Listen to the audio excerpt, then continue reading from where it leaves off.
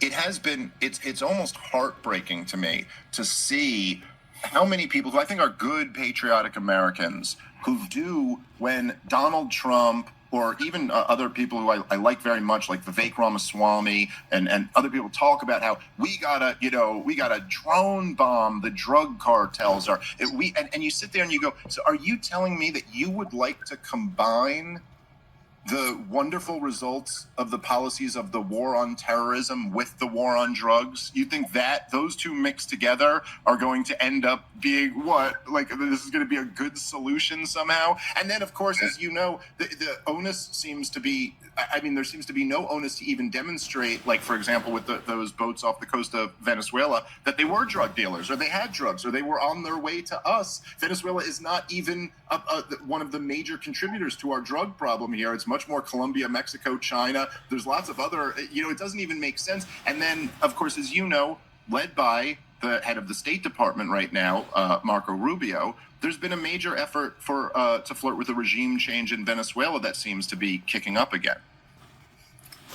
Yeah, how many times do we have to play this film about regime change to discover that it's a dead end? It doesn't work. It leads you nowhere.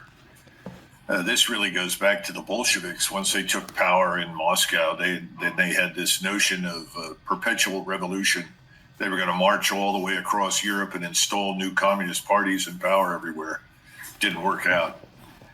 And it brought on the Second World War, frankly. I think we have to step back and ask ourselves, what are our real problems and what are the threats against us that we should be concerned about? I can't find existential threats beyond our borders. I'm sorry, I just don't see them. I see no evidence for mendacity and determination to attack and destroy us or Europe on the part of Moscow. Absolutely not. Completely disinterested in that over there. The Chinese, how do you persuade people that Xi is not the evil Fu Manchu, that he actually wakes up every morning and hopes that he can hold 1.4 billion people together for another 24 hours? That's his top priority. And he spends most of his time fighting internal corruption, which is overwhelming. By the way, that's an ageless problem in China.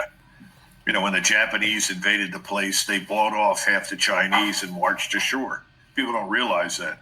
All the bankers in Shanghai cut a deal with the Imperial Japanese Army. So the Imperial Japanese Army marched in, killed large numbers of Chinese, but they didn't touch the banks.